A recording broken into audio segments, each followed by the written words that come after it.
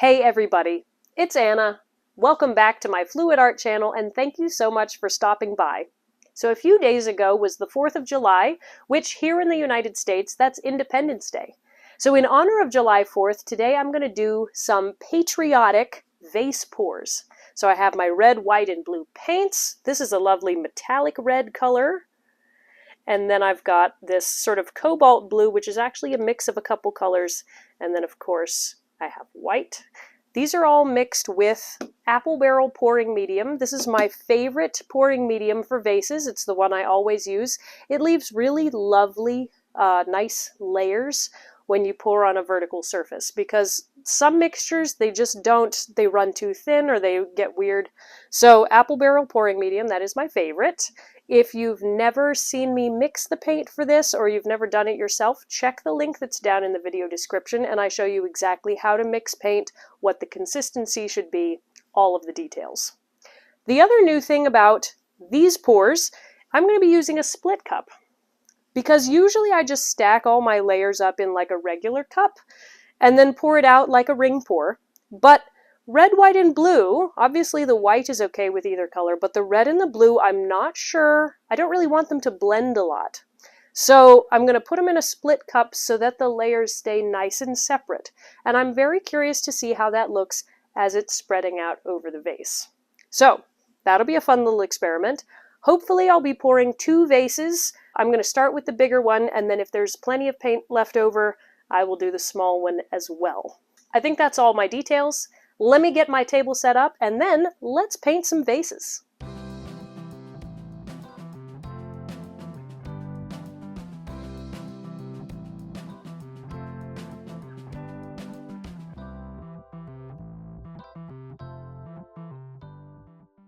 Okay, we're all set up to pour the vase. So I have it upside down on a plastic cup and I have it on my spinner. You'll see why the spinner is going to be helpful later. It's just nice to be able to see and access all sides of the vase without having to walk around it. So let's go ahead and put the paint into the split cup. I will have the red over on the left side. And I'm going to pour it all in, because in a split cup, your paint, it doesn't mix in the same way as it does when you stack a cup. So I shouldn't have to leave any sort of clean paint for a second round. But there's a little bit more that I could scrape out of there if I really needed it. And then blue I'll put on the right side, and I'll put it about to the same level as the red, which leaves a little bit more of the blue left over. And then the white will go in the middle. I mixed these paints a couple days ago, but because it is such a thick consistency, there are still quite a lot of air bubbles. So I will show you how I deal with those in just a minute.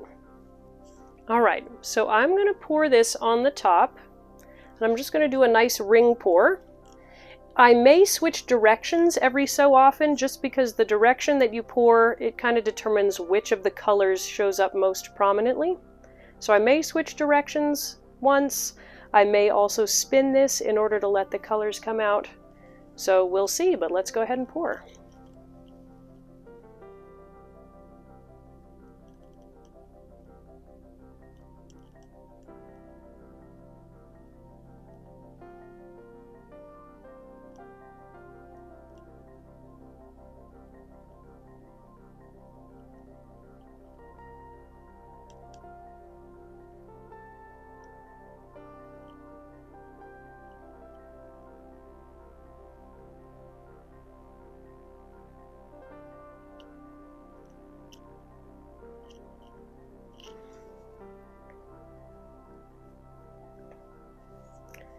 Okay, so I can see the air bubbles here, and I'm going to torch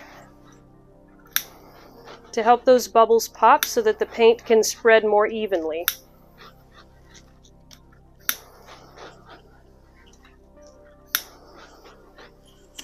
So the colors are really clean. I'm actually getting some interesting cell reaction here, which I wasn't expecting.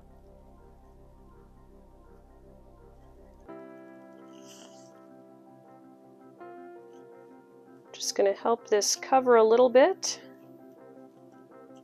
so that when I pour some more paint on here, it'll all flow.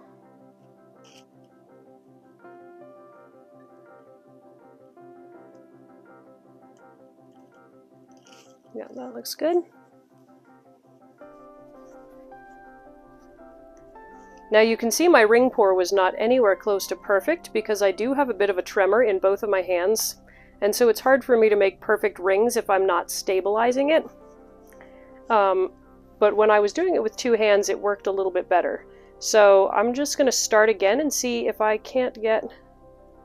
That looked like a lump, but it's not a lump. I'm going to see if I can get a better ring just to make some neater layers as it pours out for this final coat.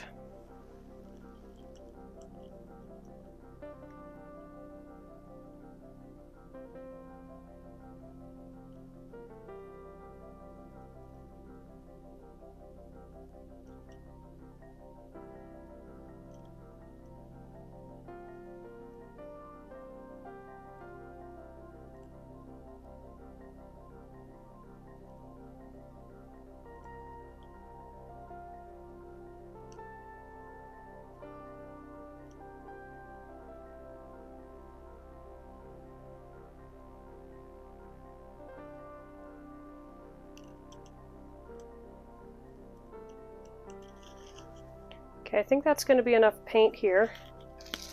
I'm going to tip the whole thing slightly to get a little bit more to flow out this one side.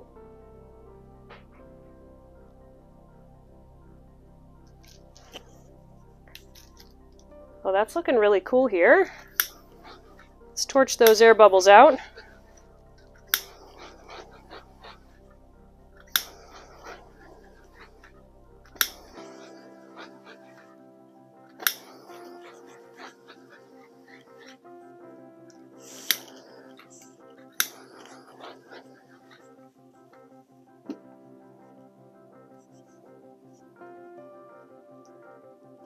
Yeah, that's nice.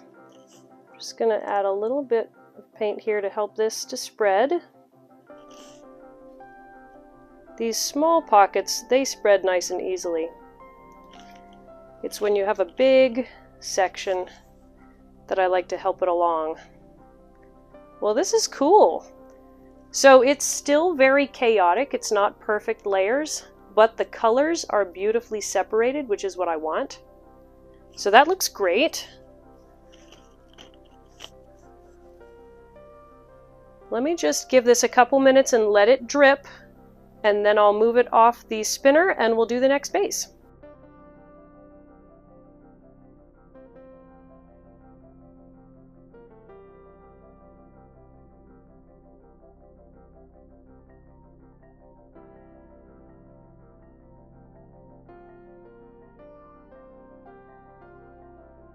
So there's a very interesting point right up here, and I wonder if it's a lump of paint that's stopping the flow. So I'm going to see if I can come in with just a little. It is.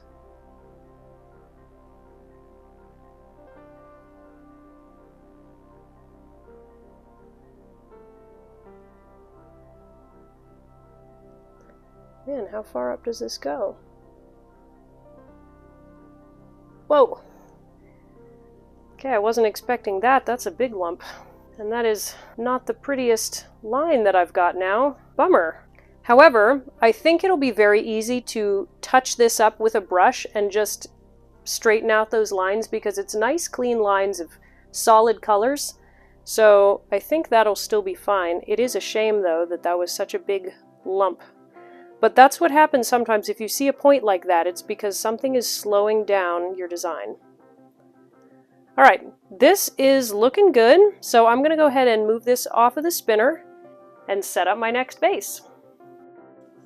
All right, time for base 2. So I do still have some paint left over in my split cup. It's not a ton of paint, but I think it's going to be enough to cover this base. But I'll probably just pour it all in one go instead of trying to do 2 layers. All right, let's go ahead and pour.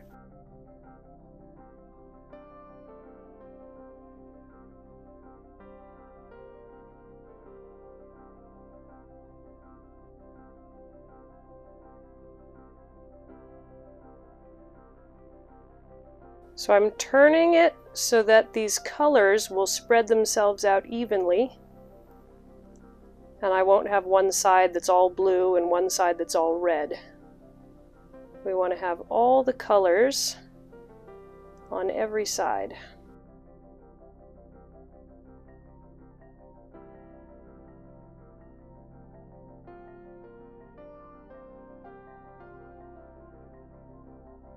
Oh man, why is all the paint running off one side?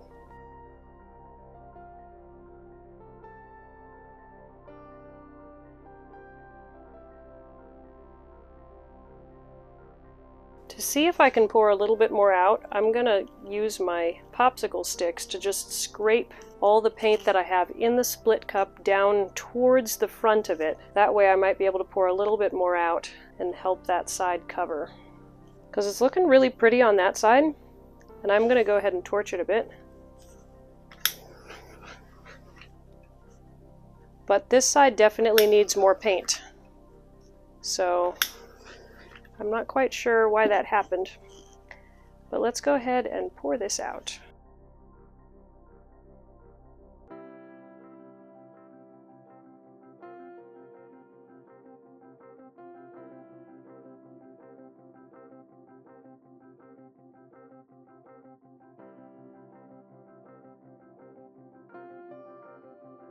Right, so then I'm going to tilt it just a little bit to try to get more of that paint to flow over. I think that's probably going to do it. I do want to help this along.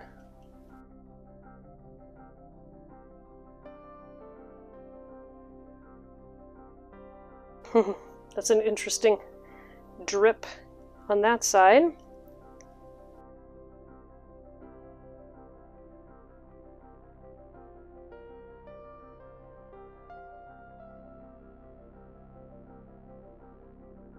Alright, so clearly this edge still needs to come down a bit to cover, and I may be able to do that just by scooping up some of this red and adding it there. That way it's not too smudgy, though it did smudge. There we go. Alright, and I do think that will continue to flow, but that way we at least have paint coverage all along that side. Alright, I'm going to let this sit for a couple minutes to let all those layers open up and let the paint cover the vase.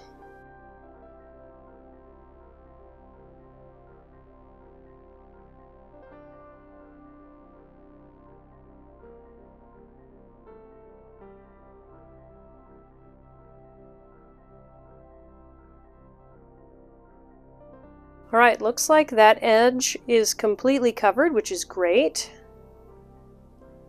This one's very interesting. Very wild and crazy and free-flowing,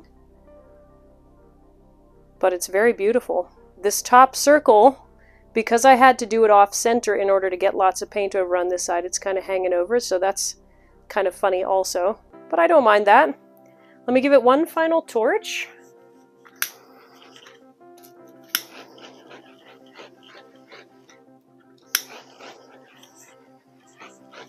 Great! Those turned out really fun. Thank you guys for joining me as I poured some Patriotic vases. I hope it inspired you to try something new. If you want to see how I put a final finish on my painted vases, click the link that's on the screen now. Bye guys!